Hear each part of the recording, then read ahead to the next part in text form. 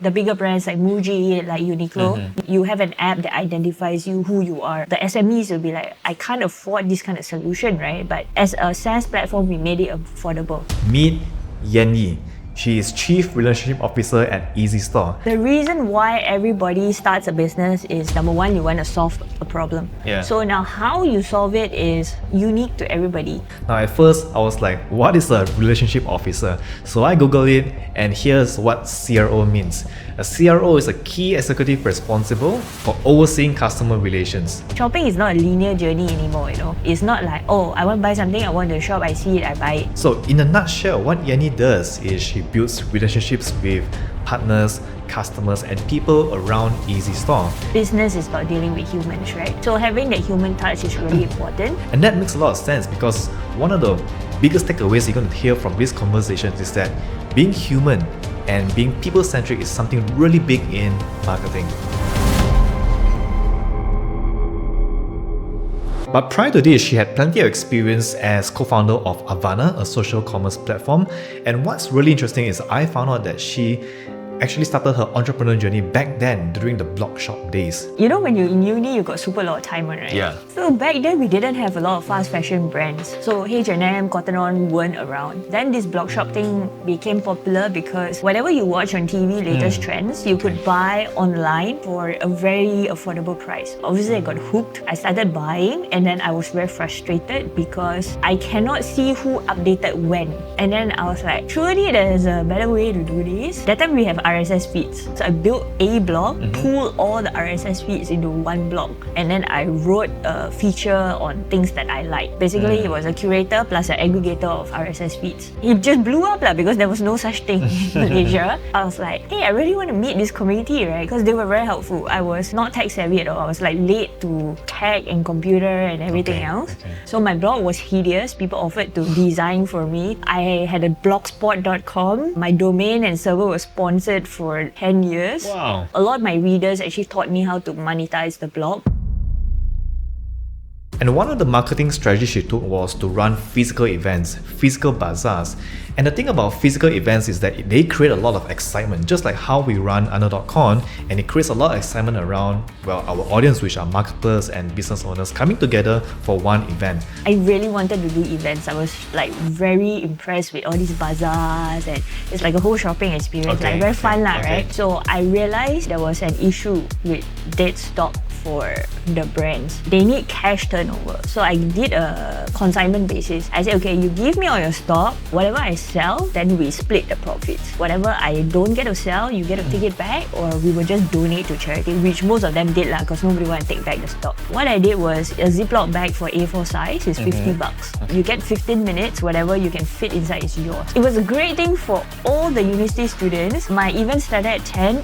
8 a.m. there was a queue all the way to the car park, And I didn't have enough stock, so before 12, I was sold out, and people were so angry. I was very scared. We were in uni, so don't know anything. That means we play music without license, no permit, because it's residential area, right? The majlis, don't know what came.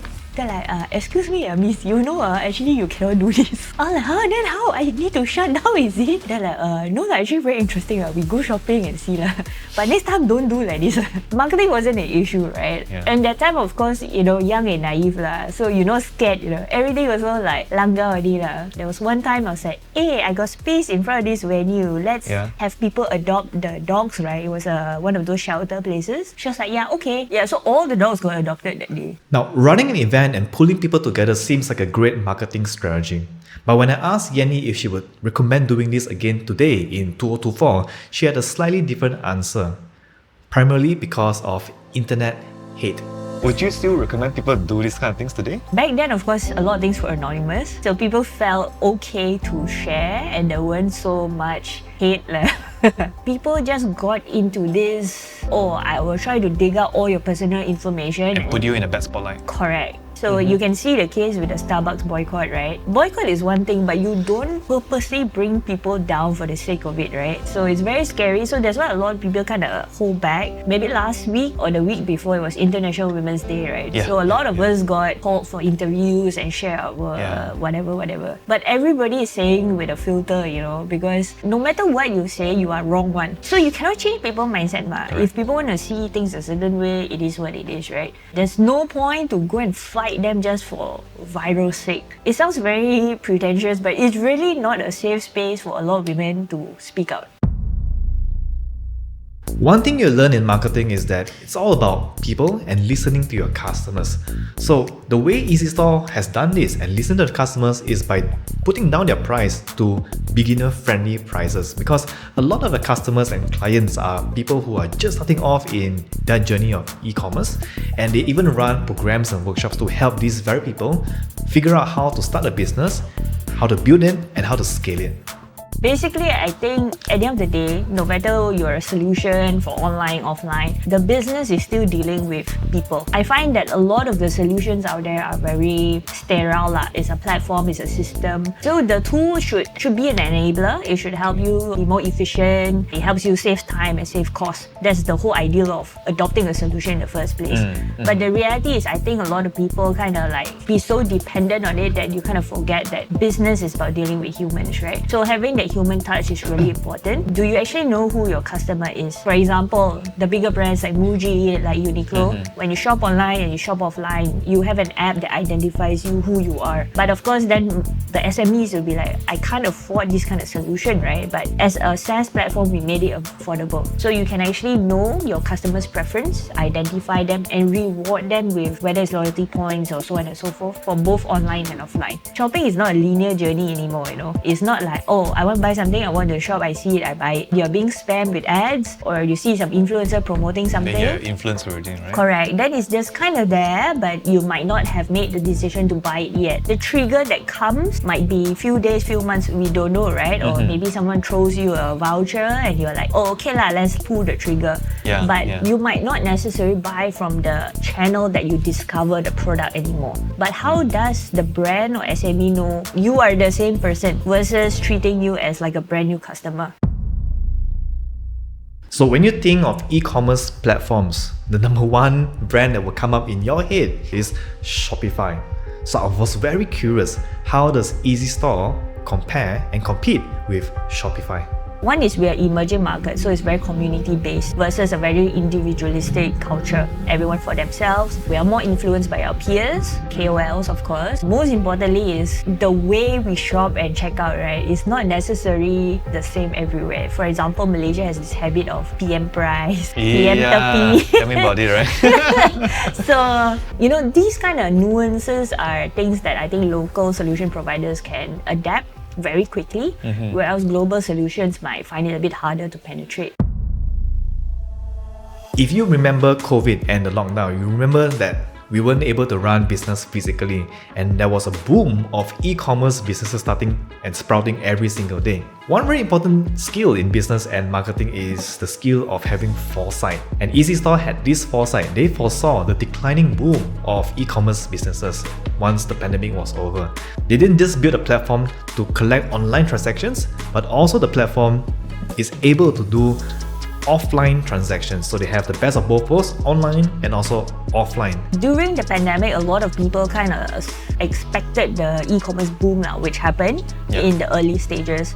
But it's not sustainable kind of trend that we see. And at EasyStore, we kind of foresaw that. So we did a lot of R&D in the POS and offline retail space. So that's why we're able to offer online and offline at the same time now in a single solution. Post-COVID, what we did was really to go and touch base with our merchants themselves, understand what are the challenges. You know, we had some hands-on session. Then we started touring across Malaysia to actually meet the merchants in different states and understand is there a difference, especially over in East Malaysia. So this year, what we want to do is, aside from the tour, we've also started a chapter for women entrepreneurs. So it's called She Runs Business. Female entrepreneurs or female brand owners, they usually juggle multiple things, right? So they are usually also a mom, a homemaker, they might have other responsibilities. So we started this 2 years ago. It was very successful. We had a lot of interest. As a matter of fact, we actually have men signing up asking like, hey, can I be part of this, but I'm not a woman? So there is interest in trying to understand what's the difference from a women's perspective. Okay. And throughout the conversation, we figured out that, okay, I think they also need some guidance other than business. So we're actually going to expand the program to also call it She Don't Only Run Business. So things like soft skill, managing work-life balance, talking about the other things that we go through on a daily basis other than just very business fundamentals lah. And then this year in particular, we will lead up to a commerce summit in September, closing ceremony for our tour where we gather our merchants, industry experts who come and share, wrap up this year and what do we expect in the coming years lah for commerce. One of the reasons digital marketing took off is because it gives us this ability to track everything that we do. Lead conversions, sales conversions, every single thing. But I was curious, how does EasyStore handle their tracking and analytics? Do they track every single lead conversion and sales conversion from the activities they do like workshops and programs? Lead generation is not linear, right? Sometimes you have some eyeballs, sometimes you have some engagement, but that might not necessarily convert into sales. We gather qualitative feedback as well. So post-event, we send surveys, we go and speak to them. Okay, what do you learn from this? What do you expect next? Is this helpful? And then we keep tweaking the program. This year will be more industry focused in a sense where we want to highlight that for e-commerce and retail, it's not always just fashion and beauty. There are other categories in this space that are doing very well, but maybe not as popular or not as well known. So for example, lifestyle products is really big. Herbal drinks, whatever that's good for health. Since the COVID days, that trend has maintained. They care a bit more about their health. They want to have all this work-life balance, what supplement, what can help me prevent diseases versus like a more reactive kind of approach. Mom and baby, of course, is a very popular industry. People really want the best for the next generation. And then very unique things, right? So we see people who sell flower arrangements, edible arrangements, unlimited out there. But at the end of the day is, I think, how you build your own USP. What are you offering to the market? Of course, there's competitors, but how are you doing this differently? These days, a lot of marketers and companies are used to what's known as direct response marketing. In other words, performance marketing. They put out an ad, expect someone to see it, and then convert straight away. Meaning that they want to get a conversion from everything they do in marketing. One thing you see is that EasyStore takes a slightly different approach. Yes, they still have the performance campaign in the background, but they spend a lot of their percentage of marketing in brand marketing and building relationships with their community. At the end of the day, SMEs are human beings, right? Yeah. And then as an SME, you're catering to customers that are also people. Beyond the features, the platform and all that kind of stuff, what is it that brand owners really need help with, right? So we are able to see from bird's eye view, okay, so these are all our merchants and then these are the problems that they have. So how can we help them address it in bulk, right? Versus an individual effort, we can then talk to potential partners or speakers or industry experts, come in and help them as a group. Human touch is important. Otherwise, it becomes like very sterile, right? Okay, the techniques, it has always been there. No matter it's Facebook, Instagram, TikTok, is the same thing, right? Having a funnel, getting the conversions and all that. What is important is you need to stay relevant. You need to stay on top of mind. How do you do that? You need to connect with the users, right? And the bigger your community is, the more you got to do this across multiple channels. For example, if you're selling on TikTok, Facebook, Lazada, Shopee, your own website, and have offline stores, how are you going to do this without a platform? Unless you have a huge team, which might not make sense from a operating cost point of view, and you really need tools to help you run this more efficiently. In marketing, we are taught to design a USP, and that is unique selling proposition or point. But the truth is, sometimes you discover your USP from your customers. For example, you might think that this is a cool feature in our business and this is our USP. To your customers, they might find that that feature is just meh. And that's how you discover that, hey, what my customers actually want is B, not A.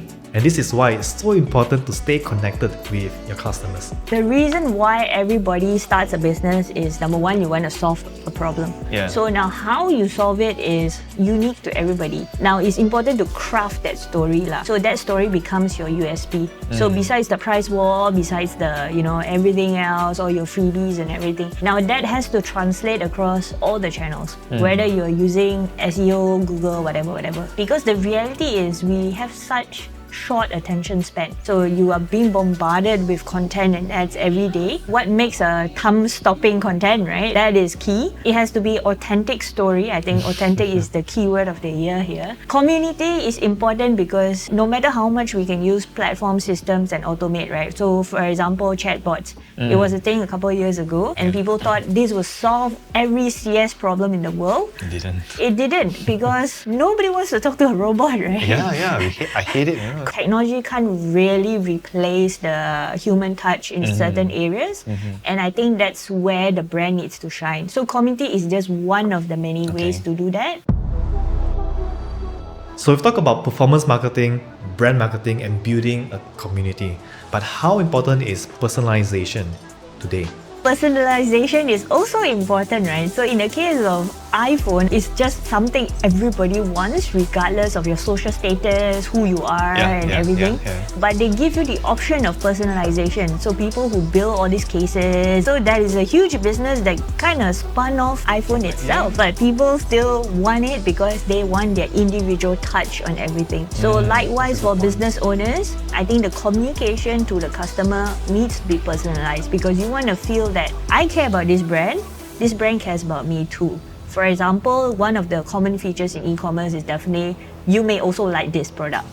Now, how would you do it manually without a platform? I don't think that's possible. But with enough data, with enough customer preferences and behaviors, the system is able to learn and kind of churn this out. Personalization is definitely important because not every shopper knows what they want. They need someone to help them curate based on their personal interests. And how do you do that, right? So that's important to kind of influence buying behavior. So of course, the discounts and all the pricing is important.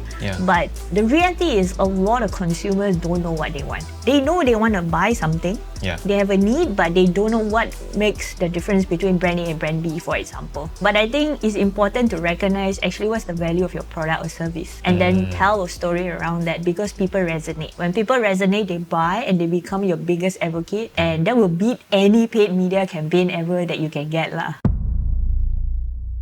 As marketers, I like to think of ourselves as scientists who experiments and take feedback after feedback after feedback. But sometimes receiving feedback from your customers and partners can be tough and painful. So I'm curious, how does Yienyee take feedback and how does she handle hard feedbacks and criticisms?